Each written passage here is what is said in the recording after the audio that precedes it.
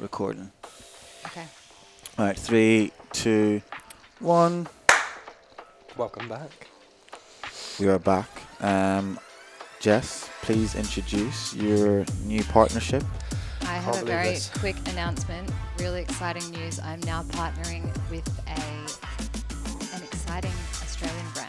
Everybody knows that I'm an advocate for very safe and very pleasurable sex. The condom vigilante. Yeah, the condom vigilante. So I partnered with Johnny Be Good on Instagram, to bring everybody safe and pleasurable sex. They are 100% vegan and also Australian made. It's fantastic. There is a discount code that you can use, which is TBD10. So get on there and get spicy. I love that. We'll just flick that over there. Decent. There we go. Sweet. Else, wrap it up. There we go. Great for Wrap balloons. it up. Oh, water fights. I'm joking. He's a damn fool. He is a damn fool. So we are back once again. We are with Jess, the boy Detox. We haven't taken a break on the pod before. We did the last time. Did we? Did we take a break halfway? Yeah. Oh, fair enough. I think we've done the longest ones with you. Yeah. So far, yeah. So we are back again. We have talked about mystery, assertiveness, Mystery and assertiveness, yeah. Good topics. polyamory. Polyamorous. No, polyamorous is what the person is. Polygamy. Polygamy, there you go. I've just learned something new today. Yeah. Polygamy. Monogamy. We talked about that as well. Open relationships. Yeah. But we are going to be touching on relationship materials versus just for sex. Oh, yes. Oh, God. Well, I don't know why I just got anxious I talking. love this topic. Why do you get anxious? Relationship material. What do you love about this topic, Jess? Because it's just it's so sticky. Oh, Does it's it a help? nice Oh. word to use. Makes you feel slightly uncomfortable. Sticky. So sticky. And I think so many women want to know if men put women in a box when they first meet them. And is that the box is they're just for sex or they're relationship material? First of all, do women do that? I think we do, but it's a lot easier to take people out. Yeah. And I thought you were talking to Oakley. we're a lot more flexible on it. Unless we just meet a guy and it's initially he's really hot, I just want to fuck him just to fuck. Yeah. There's always a potential for something to become a relationship. Yeah, you can fair. always grow feelings for somebody, I believe. And I feel we're a bit more fluid around those boxes. But for men, for some reason, it feels like you get really boxed in quite quickly. I personally think, I don't know if this disagrees with the whole box theory thing, but I think that it depends on your frame of mind where you are. As an example, if you're not open to a relationship and you very much want to be single, it's going to take a lot. It will take a lot for someone to even open that door for you. So every single person you meet is going to be put in that box. Yeah. But I think if you are open to a relationship, maybe you'd be able to give a better perspective. If you are open to it, how easy do people fall into those boxes? If you are open, do people still fall into those categories? I think we've touched on this before, but I think a lot of the basis around the box theory and putting people in these boxes, it does most of the time also come down to timing as well.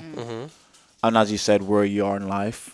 But I also do think even if someone is open to relationships, that the box thing is, I think it's still quite relevant. Like you can be open to a relationship and meet a girl and you just know, like, yeah, you find her attractive, but you know she's not going to be someone that you're going to date. Yeah. She may not, maybe the prerequisites aren't there, like the bare minimum of what you see or think you in a woman for them to be date material. Maybe she just doesn't hit those, and then she's in that box of. So does it come down to values or looks or? I think it's a plethora of a few. Values is definitely up there. If you want to meet someone that you want to date, I think values is definitely, do their values align with you? I think you can sometimes gauge someone's value and who they are as a person quite quickly. If they're, for example, if you go on a first date with someone and all they do is talk about themselves, you already know that's not a thing. You're just like, yeah, I'll go home with you tonight, but I'm probably not going to see you again. Boxed. And if she's hot enough, you'll probably sleep with her again but you just know, like, that's all it's going to be. Yeah, being hot alone isn't going to take someone from box to box. Yeah. That'd be quite very like shallow like That's a view. bar. Yeah. But as I said before, like, it is possible to move from a box, but if someone's decided that, for example, for argument's sake, they're going to put you in to, they're just going to sleep with you, you can move, but there needs to be something that they show you. But Yeah. what is it? Yeah, it depends on the person. I love I trying think to it's define based it on- because I know it's It so depends on the difficult. person, because it just depends on. For example, you may have certain things that you look for in a woman that I don't, and I will have that you don't. So if you're dating someone and then one day she just, oh, He's eating the Get Oakley away from that condom. Get him away from that condom. can't be swallowing another one. I think personally it's based on time. So I think if you're with someone, I think this theory is based on being open to seeing where things go regardless. If you're closed off, you're closed off. But I think if you're open to seeing where things go, the more time you spend with someone, the more time you spend with someone, the more of their facets you're going to see over time. Yeah, I think so on a that's first or important. second or third date, you might only see a certain few. But if you go on 10 dates with them, at the beginning you only saw a few, like, nah, this isn't serious. But after 10, you know their family, their life, their ambitions, what they do. It's going to be a lot easier for them to move box to box if you're like, oh, that's such a very cool person. Yeah. But it's going to take time. I think time is a big factor if that person is open to relationships at all. But I think it is based on someone being open to relationships for that theory to work. I had quite a big conversation around this the other night just because I'm really eager to try and classify it just because that's what my brain likes to do. Mm-hmm. But we came up with this idea of, do they captivate me? Am I just dying to see them again? Do I just really That's want good. to spend more time with them? And that alone won't move you from one box to another, but it will fucking help you. Oh, get yeah, there. it has impact, definitely. Yeah. Oh, no, I completely agree with that. If you're like, fuck, yeah, I would need to see you again. Yeah, Yeah. 100%. And is there something that they are passionate about that maybe matches one of your passions, or is there just something that captivates you? I can't really answer to that. I find it really hard because I've just come out of a relationship about, like under a year ago and I've been in so many long terms. I just don't know.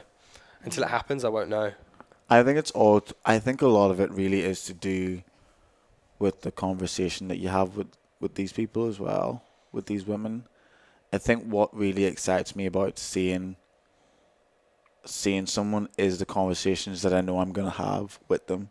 Like, I've been on dates with girls before where I know when I'm going, like, I'm not even worried about the conversation because I just know it's going to be thought-provoking, it's going to be educational, it's going to be challenging. Educational. Yeah, because you teach you You shit. can always learn. Yeah. Do you not learn when you speak to girls? All right, all right, you probably all just right. don't listen, just Fair into enough, one ear fair and out the enough, other. fair enough. It's gonna be Educational, fucking hell. educational, thought-provoking, and it also helps when they also have, as I said before, some of the same values that you do. They are passionate about certain things that you do. It could be to do with human rights. It could be to do with gay rights. It could be to do with Black Lives Matter. It could be to do with climate change. It could be to do with... So when you find someone that has those little things that you're passionate about, that is like a massive thing. Because, if the worst thing you could do is go on a date and think, oh my goodness, what am I going to be talking about with this girl? It's going to be like so surface level. We're not going to... Like, I've literally gone on dates before I knew for a fact it was just going to be pure surface level conversation.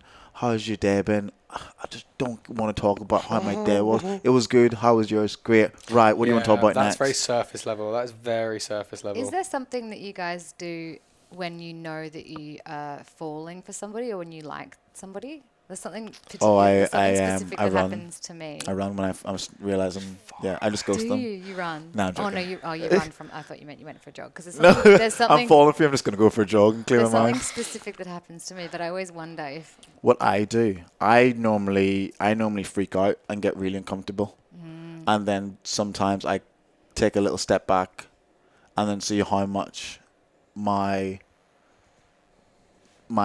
need to like pursue it like happens, if that makes sense. Yeah. So I may be like full on, and then I'm like, oh shit, like I'm probably starting to like her. I kind of like let myself pull back and then see if like I just kind of gravitate back towards. It's happened in like a few of my relationships, the little relationships I've been in where I've liked her and then I've kind of like backed off, but then I'm like, actually no, I actually like her, and then you kind of pursue.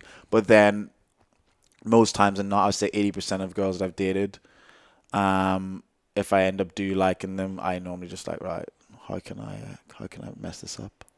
I do this thing How can I fuck it where up? I do this thing where I imagine myself having conversations in my head with them, and then when I Yeah. do that, I'm like, "Fuck, you like them." You Fuck. imagine yourself having conversations with them. Yes. So I just have conversations with them in my head. What? What kind of conversation? They're like, Oh, what? TBD is not.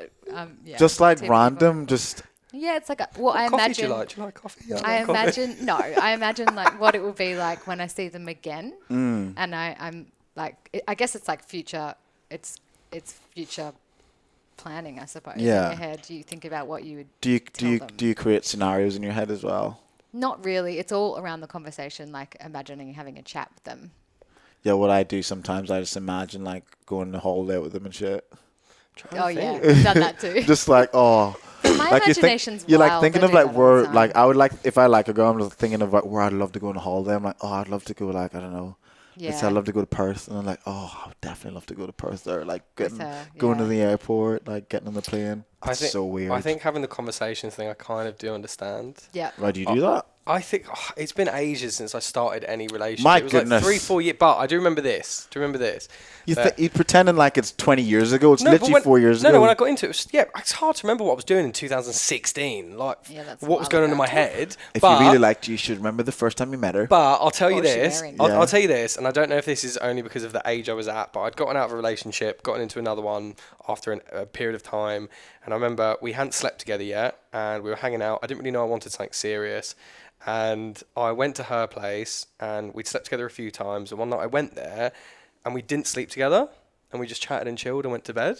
What? You okay? No, Yeah. and I remember lying in bed, and she went to sleep, and I didn't care that we didn't shag. And I looked at the ceiling, I was like, fuck. Oh, I think shit. that's how you a know. big sign for Yeah, guys. that's a good sign. Yeah. I didn't care that I didn't shag her, and I Yeah. was like, I need to run. I Yeah, need that's to the leave thing. Whenever a situation.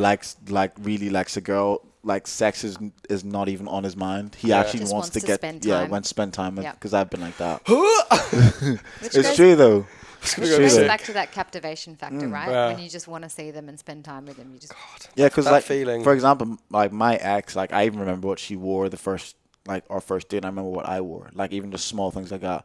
And we dated for a good bit, probably like How a do you month, remember that? a month and a half. I don't know. It was just like we went to. You must have a good memory, mate, to remember something like that.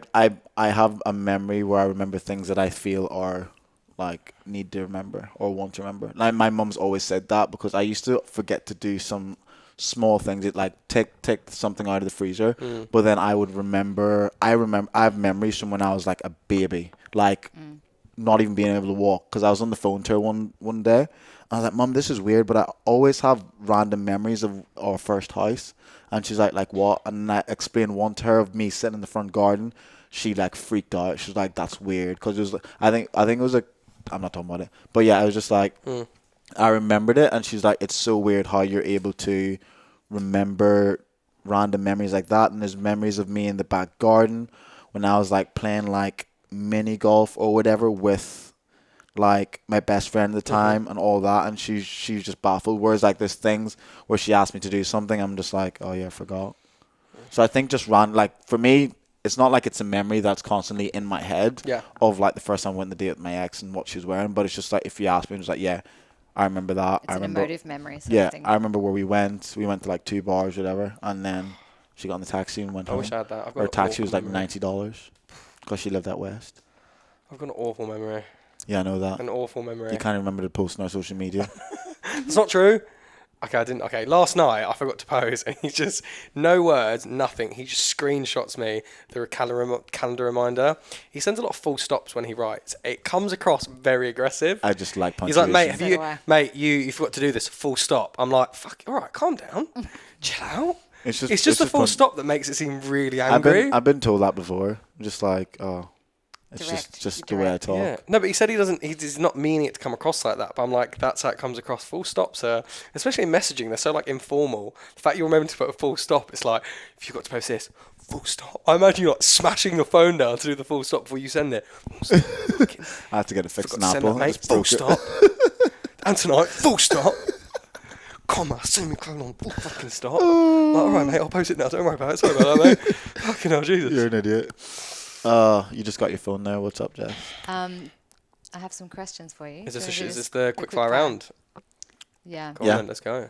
I thought we would do a few quickfire questions so I can get some quick answers from you. God.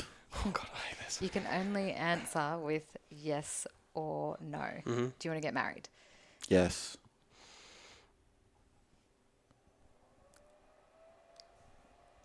No. Yes. No. No. You said no. I said no. Yeah. I don't know, but it's more than no than yes at the moment. Have you ever slept with a friend's ex? No. No. If a girl sleeps with you on the first date, do you think that they're not relationship material? No. No. Okay. Spooning, yes or no? Yes. Yes. In the morning, I Oh, like to both be big little spoons. spoon. But if it's too hot, only for a while, then we're splitting up. Or the opposite sides of the Just bed. kicks her out of the bed. Get the fuck on the floor. Period sex, yes or no? Yeah. Yep. Don't care. Not bothered. It's natural, innit? Love CSI. Do you get nervous on Disgusting. first dates? No. Do I get nervous on first dates? No. I used to. Well, he has before. Yeah, I used to. I confident used to a lot more when To I get first absolutely smashed for Yeah. free with in those dates. Yeah. Absolute Okay, these mayhem. ones are longer than yes or no. What's your go-to move in the bedroom? Oh, God. This is what we said before. Oh, my mum's going to listen to this. I'm Mum, gonna if you want to just don't listen to this bit. literally for the stop. Stop Yeah. listening, Mum. Just going to not tell her that. Okay, this can you ask that episode's question again? What's your go-to move in the bedroom? Like the first thing you do, or do you mean like throughout? What's your like pinnacle move? What's up? your... What do you enjoy doing the most, I guess? I've Or the one you think girls enjoy you doing the most? What's something that you always go to? Like, it's your go-to. My Yeah. big thing is like I always kiss them. Well, my big thing is On the ass. My big thing is my big,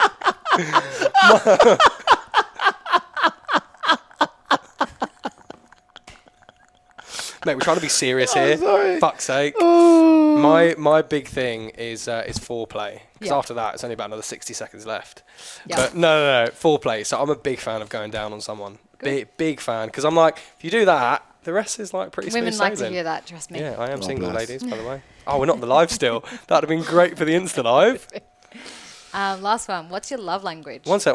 Dwayne didn't answer. What's your Oh, sorry. go-to I just move? say kiss in the ass. What's your go-to move, mate?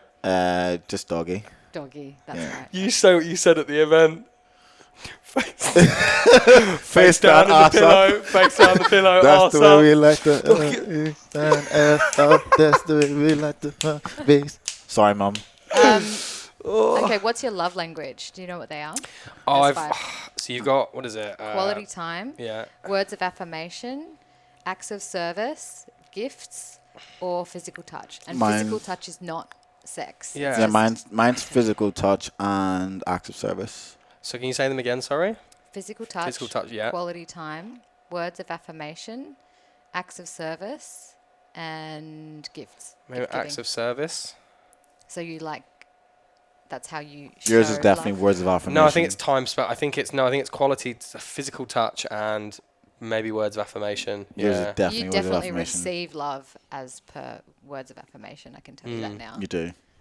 But how do We you- had this conversation Do I? last week. Yeah, no, sorry, because I'm trying to remember what, trying to. How do you give love? So, Oh, is that what it is? How? well, No, you receive, but how do you Right. give? Oh, okay. I thought the question was how we receive. Okay, Yeah, that sorry. is both. Oh, But right. they're two Well, it's separate different though. things. It's different. It would can be. Yeah, I know. But we're saying you receive it with affirmation. By that, and how do That's I how give you it? feel. Yeah, how love. do you give? Oh, probably acts of service. I feel. Nah, probably or like I would time. agree. Nah, I would say acts of service. Is there probably. was there a time one? What was it? It was, Yeah. quality time. I think quality time as well. Okay. Yeah. I would say quality time. Is how you receive it or how you How I would give it, yeah, would be my, and probably physical touch. Okay. I say Yeah. physical touch is. I just find that like I'm a very like touchy person. Tactile. And then acts of service and physical touch would be how I receive. But yeah, if I'm spending time with you, then you know Yeah. that I care, or actively Would like ease. trying to spend time with you. Same. It's Yeah. a big thing. We have a question for you. Cool. Shoot. Why do women date men that are projects? Oh, fuck. I wrote this question, Cool. didn't I?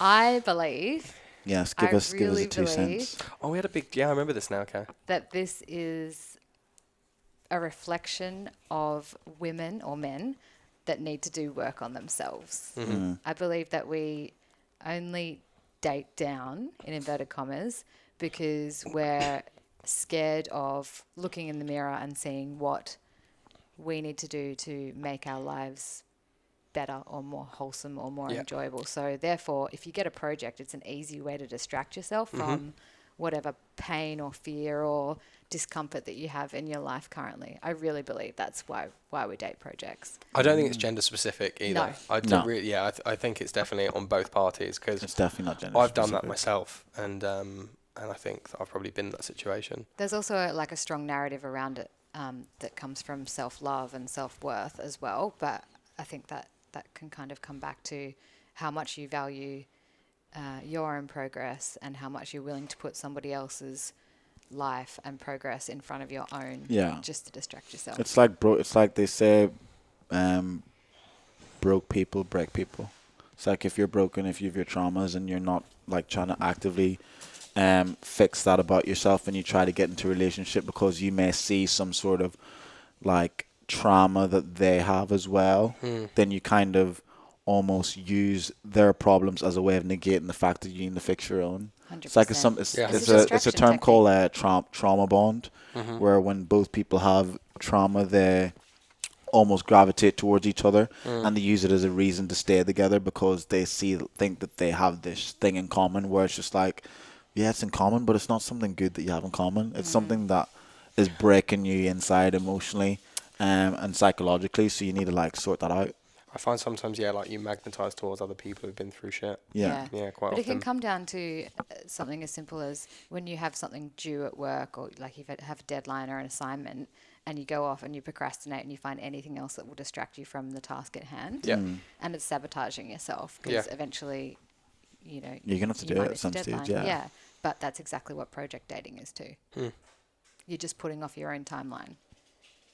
Yeah, I mean, I think I've definitely done that. I think I was probably more susceptible to that back in the day compared to now. I think I'm a lot more certain now in like what I need and what I want to get out of life, that I'm not gonna. Yeah, it won't be as easy to fall into patterns like that. Yeah. I've certainly done it before, and it took me a really long time to realize that I was distracting myself from my own discomfort through a relationship, not necessarily through being with somebody who needed work, but it was just I was literally putting time and effort into the relationship rather than focusing on myself, which is what I really needed. So I also find that I think it's only coming of recent where people are becoming more self-aware, and because the generation before us, our parents were not like doing the whole self-awareness and going to therapy or aware of their mental health. Like that wasn't a thing back 30, 40 years ago, whereas now, even for us, it's probably like so late. Like we should have already been dealing with this stuff from when we were like younger. And then now that we've come to this age where we're starting to now go into the dating world, it's only now that it becomes more prevalent, because it's now that you're actually getting people involved in your life on more than a surface level. When it's just you, it's easy to just pretend that there's nothing wrong because no one else has been affected from it. But it's when you start dating and you start falling in love with these people, and you start to realize how much shit you've been through because you can't even communicate how you're feeling, and then you don't even know how you're feeling. So then it's just like this constant circle because you've never talked about what those thoughts are going through your head, and then you just think they're just normal thoughts, but then the thoughts that are going through your head aren't normal thoughts. They're thoughts that you need to be speaking to people and getting advice on, and I think then that gets projected onto other people, and that's why so many people end up so broken and so messed up now, where everyone that you meet nowadays has been through something with an ex, and you're just sitting there thinking like, how are you even still standing? When someone really opens up, it's like, how are you still standing whenever you've been through all that shit?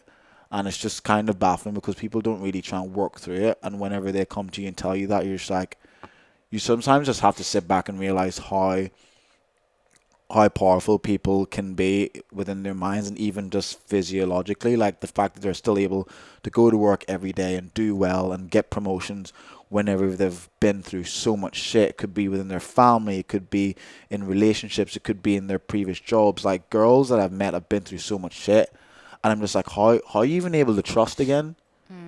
what are you doing? They're like, I've been going to therapy. I'm just like, geez, and it's so prevalent when they speak to you about it and they're like, yeah, I've been going to therapy. And it's even great when they're so open about going to therapy, because there can easily be this negative connotation. Like, if you're going to therapy, it's like, oh, you're messed up, but it's not, because you should actually start going to therapy before you get messed up. Definitely. Because then that's how you stop yourself from ending up in a rut or a hole of hell, really. I think Matthew Hussey said something, it was really interesting. He was like, you can't not get into dating because you don't know if you can trust anyone anymore, but what you have to trust is that no matter what, you'll always be okay. Yep. No matter what, you'll just always be able to handle it. Yeah. Because you can't just close yourself off from the world. Yep. Just trust that you will always make it out the other side. Yeah. And I think that's like pretty powerful. Yeah. Yeah, because I think so many people just close themselves off. They're like, just can't do it anymore. Can't do it anymore. Yeah. It's just like, that's just life. Like, these things happen. You know, do. a lot of things do happen, but it's part of growth as well. I think a lot of Definitely. it is part of growth, and so many things happen to us that leads you to where you are today, and that makes you as emotive and empathetic and sympathetic towards other people's issues and problems because of that. Without that, you wouldn't be the same person. So I think trauma, issues, all this builds character massively. There's growth and discomfort. There is growth and we've said. discomfort, yeah, massively. I've said that a lot. Because it's true. Yeah. Be comfortable with being uncomfortable. So. Yeah. Eradicate the 69. I don't think we should. You don't think we should? I do not think we should. No. I don't feel like there's any reason to eradicate any move. Look, I like to focus on the task at hand. So Don't like an asshole in your face. I just believe... I wouldn't like my arsehole in anyone's face. I wouldn't. Yeah, that's I just fair. believe on focusing on the task at hand and getting maximum enjoyment when you're being pleasured and vice versa. Yeah. So I it's feel fun. like it should be separate. If it's not great, then fair, but the only time I have done it, it's been pretty good. It's been good. What's the poll that you had through when you said it to Most people wanted to eradicate. Really? Yeah, eradicate the 69, about 80%. 80%. It probably is a lot more complex, obviously. I can understand why people would say that, but... Height matters. Yeah. Does a little bit. You always go for like 6'5", lads. No, she hasn't been recently. Like, height's always going to matter. Yeah, height's always going That's why height's the issue. Go for like 3 times your size. What do you expect? Seriously, with a guy that's 6'7", it's an issue. Like... Oh, that makes me feel... How do you like your... How do you be able to reach? Yeah, I know. I can't even reach when I'm on top. It's difficult. Like, you can't... You're like... That's hilarious. Well, like, I can't even reach his nipples. Is there anything else we wanted to cover? I think. Do you want to check the laptop? No, I think we're we've got good. everything. We've done everything. Yeah. Oh, I'm really Smashing. I'm having a great time. Oh, We're not touching that because you've already gone on your the Dan tangent Sloss about analogy. Did you like that, by the way? The Dan Sloss thing. I've already Yes. spoken about it before. You were a Yeah. fan. I'm happy you liked it. I thought Yeah. I thought you'd like it. I think we're done. that. Yeah. Yeah. If you haven't seen it, Daniel Sloss, Jigsaw, give it a go. Watch it with your partner and see what happens. Thanks. If you survive, you survive. You're just trying to break people up so you have more options. I'm not. I'm trying to keep true love together, but the ones that aren't in true love, yeah, those are the ones I'm trying to break up because I'm a cringe. What is your most interesting story? Well, I am lucky enough to have had dinner at David Guetta's villa in Ibiza. I was in Ibiza with a girlfriend at a club called Heart, I believe, and I was driving. I don't know who drives in Ibiza, but I wanted to get up and go for a run.